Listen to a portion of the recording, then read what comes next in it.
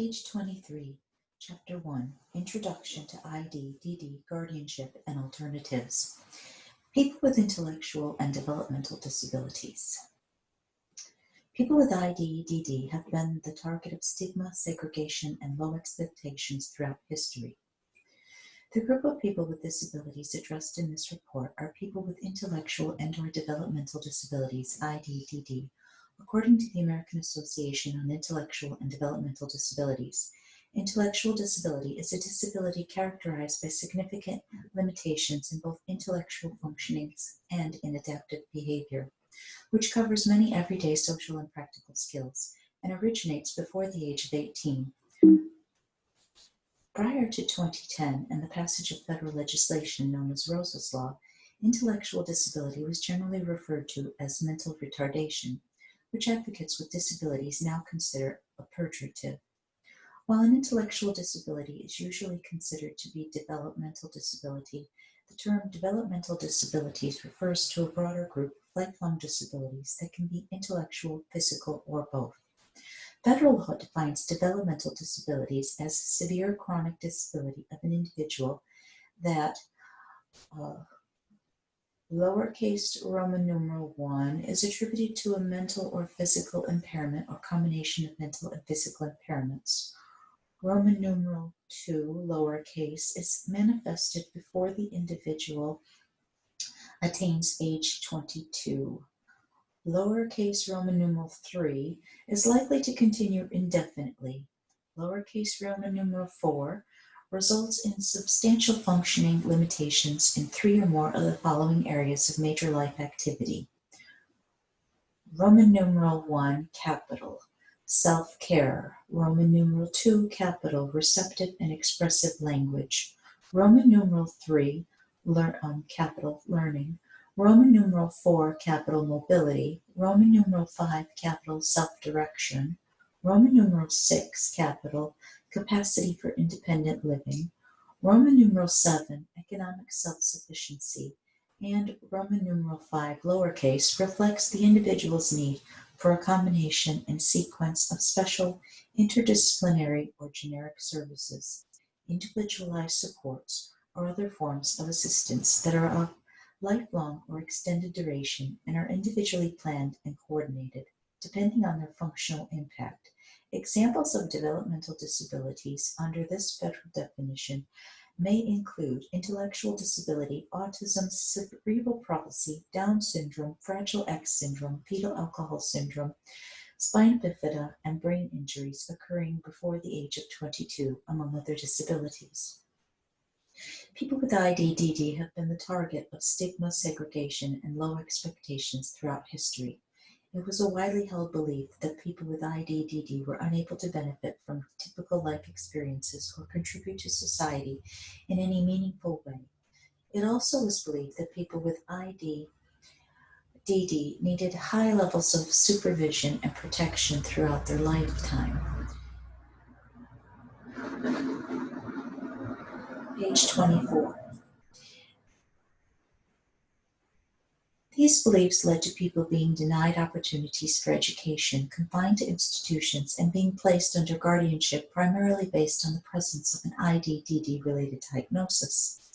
While some of these beliefs and practices persist today, significant progress has been made in the past 50 years. The passage of IDEA, then, known as the Education for All Handicapped Children Act in 1975 and the ADA in 1990 were supported by new beliefs about the potential for people with ID to learn, grow, and contribute to society, including equal access to education and human rights. People with ID now are breaking down many of the old stereotypes with support from improved medical knowledge, access to education and technology, and opportunities for full community inclusion and participation. Debunking myths of intelligence testing of people with ID. Diagnosing ID frequently involves some sort of testing. This testing usually includes tests of intellectual functioning. A person's intellectual functioning is generally determined by the demonstration of certain skills, such as the ability to reason, solve problems, and navigate through a variety of life situations. Although intelligence testing has existed since the early 1900s, There has been much controversy within the field of psychology about whether the testing actually measures intelligence. One of the first of these tests, designed by Alfred Binet, was intended to identify children who might need extra assistance with learning and was not intended to measure intelligence. Although Binet believed that intelligence was not fixed and could change over time, future tests building on his original work were developed by people who believed differently. Page 25. These subsequent tests were frequently used to identify people who were considered less capable and therefore somehow inferior in society. This had the greatest impact on people with IDDD during what is known as the eugenics era, where people who were identified as feeble-minded based on intelligence testing were removed from society, sterilized, and sent to institutions. While significant scientific debate about the usefulness and meaning of intelligence testing continues within the field of psychology today, the greater practical problem is the general misconceptions of such testing by lay and legal communities.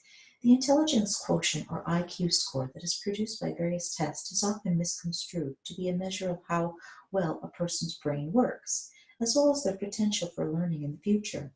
Mental age, a concept tied to IQ test, is commonly misused to infer that people with IDDD are incapable of developing beyond the abilities of young children. Originally, mental age, as determined by performance on the intelligence test, was used along with chronological age to calculate the IQ score. Although this concept is no longer used in most contemporary testing, it is still commonly used to explain the intelligence and abilities of people with IDDD. For example, one family member explained that she was a guardian because our daughter functions as a 5-year-old to 16-year-old, depending on the context. Properly used, intelligence and other tests can help practitioners understand individual learning challenges and make recommendations for improving educational and other learning support. In a 2003 article on intelligent intelligence testing, then President-elect of the American Psychological Association, Diane Helpner, noted that we are not all the same. We have different skills and abilities. What's wrong is thinking of intelligence as a fixed innate ability, instead of something that develops in a context. Science and experience have shown that human learning is a highly individualized process that can be facilitated by a variety of strategies and life experiences. While these interventions do not make a person's disability go away, they do function to strengthen other skills and help the person learn new ways to accomplish a challenging task. This process is applicable to all areas of learning and life, including decision-making. It also means that not having the chance to learn to make decisions or taking away the opportunity and right to be involved in personal decision-making preempts the person from becoming a better decision-maker over time. Guardianship in people with IDDD.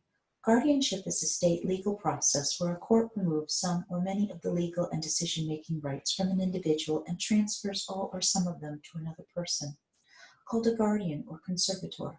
Although the particulars of guardianship depend on state law, an adult usually becomes subject to a guardianship when a court, through a judge or magistrate judge, finds that the individual is capable of making all or some of their own financial or personal decisions and deems it necessary to appoint a guardian to make those choices on their behalf. Page 26. Because of its legal implication on the person's civil rights, guardianship must be recognized as an extraordinary intervention in a person's life and affairs, with the inherent potential to be a drastic restraint on a person's liberty.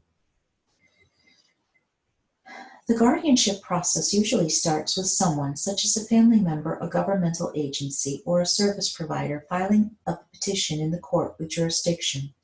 The petition is generally followed by a notice of the petition to interested parties that a guardianship petition has been filed, appointment of an attorney to represent the allegedly incapacitated person, a capacity evaluation, court hearings, and, if the petition is successful, letters of guardianship. Once a guardianship is put in place, in most circumstances, it lasts either until the individual in guardianship dies or has their rights restored. Guardians' responsibilities under state law vary, but may include submitting guardianship plans and initial and annual reports to the court.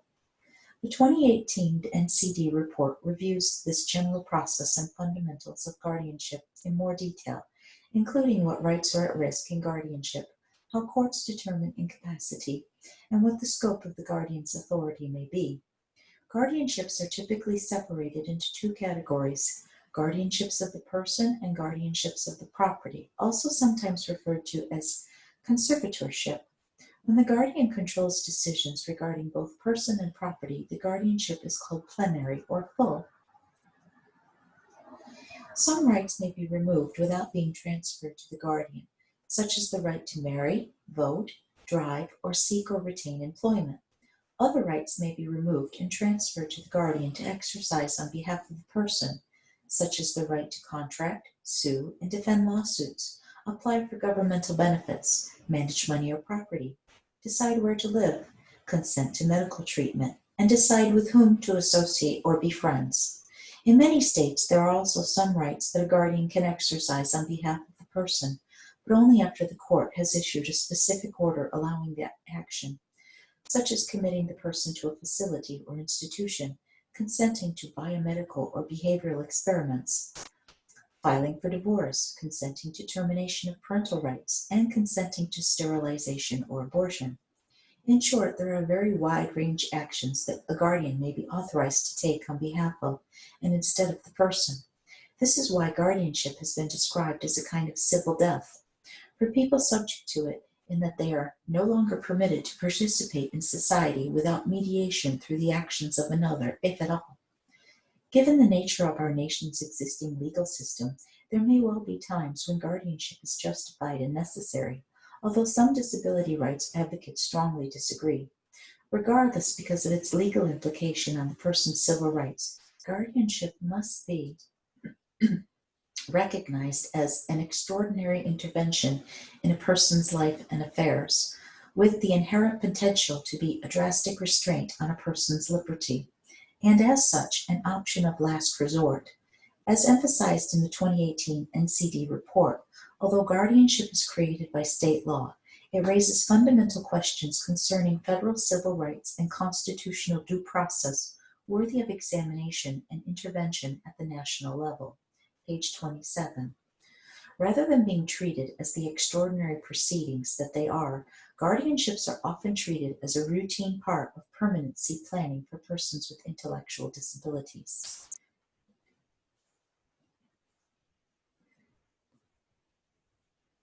This impact of guardianship is particularly relevant to people with IDDD who have been found to be at increased risk for being made subject to it. Guardianship is often implemented because service providers, family, judges, and others assume people with IDDD cannot make decisions for themselves, despite research to the contrary. As scholars have said, rather than being treated as the extraordinary proceedings that they are, guardianships are often treated as a routine part of permanency planning for persons with intellectual disabilities. Guardianships, including plenary guardianships, appear to be routinely granted over persons with intellectual disabilities. This may be due to a combination of factors, including the school-to-guardianship pipeline, discussed in Chapter 2, IDDD-specific guardianship statutes, discussed in Chapter 3, barriers to accessing alternatives, pressure by governmental and other agencies providing or funding disability-related services, and societal biases regarding IDDD diagnosis and capacity. This project's stakeholder outreach indicated that these barriers may be overcome in individual situations, but societal misunderstandings of what it means to live with IDDD persist. For example, a person with IDDD told us, "People are shocked I don't have a guardian because I have so many disabilities, and I have been told from people who did tests on me that I'm like a 2-year-old. Alternatives to guardianship in people with IDDD.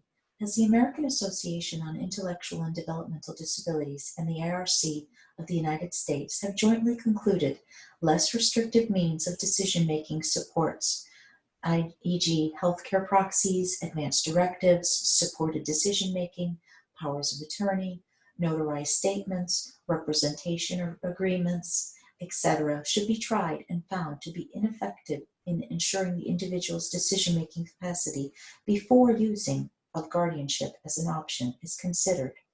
Other common examples of legal alternatives to guardianship include healthcare, surrogates by operation of state law, representative payees, trust, and joint ownership.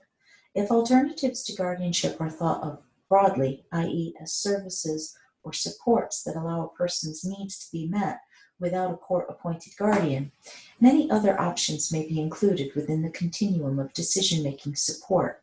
These options include voluntary participation in money management services, case management services, in-home care services, food and prescription delivery, daily call services, direct deposit or bill pay, medical or educational release forms to allow the sharing of confidential information with supporters, other credit union and banking services technology, person-centered planning, vocational services, supported living services. From a rights perspective, alternatives that are voluntary in nature are less restrictive than those that are involuntary in nature, and as such are options that should be considered first for people with IDDD, page 28. Emerging alternatives in guardianship in the United States include physician orders for life-sustaining treatment, POLST, and of particular relevance to people with IDDD, ABLE accounts. The 2018 NCD report reviews at length the advantages and disadvantages of many of these less restrictive options and includes discussions of the promising practical tool, which was developed by the American Bar Association to encourage lawyers to identify and implement appropriate decision-making options for people with disabilities that are less restrictive than guardianship. For the purpose of the present report, NCD wants to emphasize that from a rights perspective, alternatives that are voluntary in nature, i.e. decision-making support arrangements that are chosen and able to be canceled or changed by the people with disabilities themselves, are less restrictive than those that are involuntary in nature, and as such are options that should be considered first for people with IDDD. Voluntary alternatives to guardianship include tools such as supported decision-making. When people with disabilities use friends, family members, and others they trust to help them understand their everyday situations and choices they face so that they can make their own decisions without the need for a substitute decision-maker, and powers of attorney, written documents executed under state law that allows a person to voluntarily designate someone else to act for them in certain situations and to cancel or change that designation at a later time without court involvement. Involuntary alternatives involve some entity other than a court or the person with a disability appointing and having control over who serves as the decision maker. They include options such as representative payees, which are appointed by SSA when it determines beneficiaries cannot manage or direct the management of his or her own benefits and cannot be independently removed or changed by the beneficiaries themselves. Surrogate health care decision makers, which are not acting under the authority of a power of attorney or judicial determination, but rather by operation of other state law, and usually involve some form of professional certifications of person's incapacity to make healthcare decisions, and educational representatives, which are discussed further in Chapter 2. Page 29. NCD supports delinking perceptions about the ability of people with IDDD to access voluntary alternatives to guardianship from their diagnosis alone. Many people with cognitive and intellectual disabilities can knowingly and voluntarily execute powers of attorney or advance directives, yet misconceptions about this persist, and opportunities to access these options may not be offered to them. A family respondent reported, "An attorney has claimed that our son does not have legal capacity to enter into a durable medical power of attorney due to his intellectual disability, but he is very clearly expressing preferences and making decisions about what he wants in life." NCD also cautions against the overuse of involuntary alternatives to guardianship for people with IDDD. While they do not involve the court system and are expressly limited in nature, they are still a form of substitute or surrogate rather than supported decision-making. For example, having representative payees is a common alternative to guardianship for people with IDDD, based on the stakeholder respondents in this project. Yet, while there are benefits to having a representative payee in certain circumstances, there are also risks to the beneficiary that should not be forgotten, including loss in their feelings of self-worth and autonomy, encouragement of dependence, stigmatization, and the possibility that the representative payee will financially exploit or use the benefits as leverage to control the beneficiary. As the Social Security Advisory Board has recognized, the appointment of a payee represents the curtailment of certain rights for the beneficiary and therefore should be undertaken carefully and with consideration of the supported decision-making, SDM, as an alternative to appointment. A respondent agreed with such careful consideration. I am considering termination, my role as representative payee, in light of what I now know about supported decision-making. I would like to return the right to decide how his SSDI is spent to my family member with IDDD. He is already more confident and assertive since the conservatorship termination, and I expect him to continue to grow as he takes ownership of his own decisions with my support.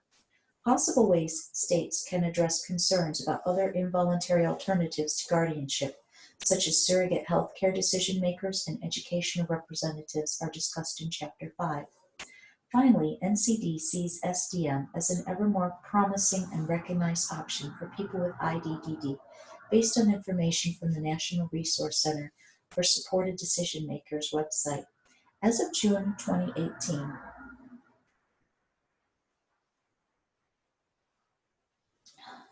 of the almost 20 cases where a court terminated or denied a guardianship explicitly in favor of SDM, almost 90% of the cases involved people with IDDD.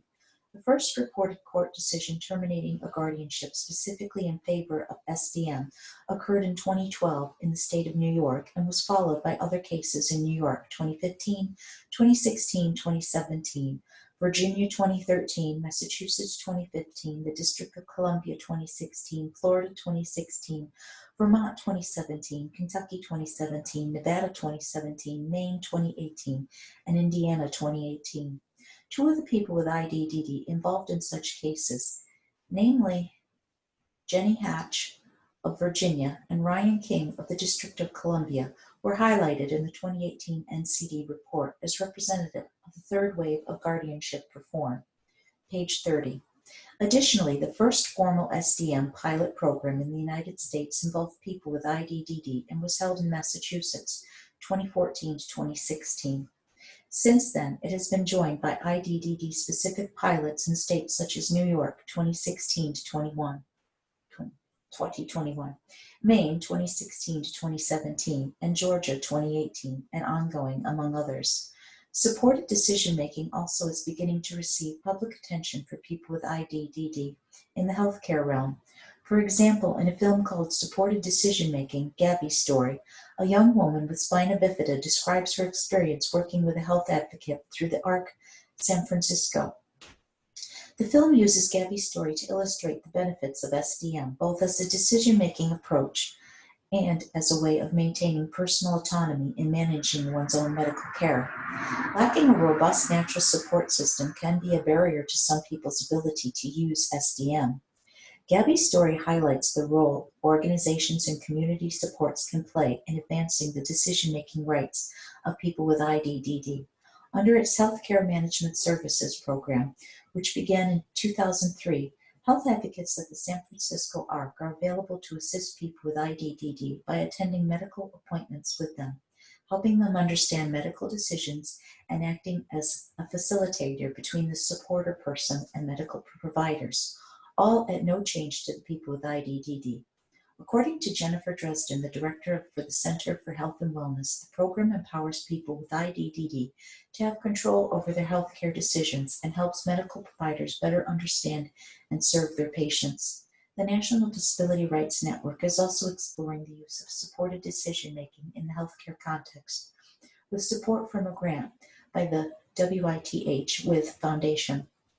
This report will explore more promising practices to further promote self-determination throughout the lifespans of people with IDDD.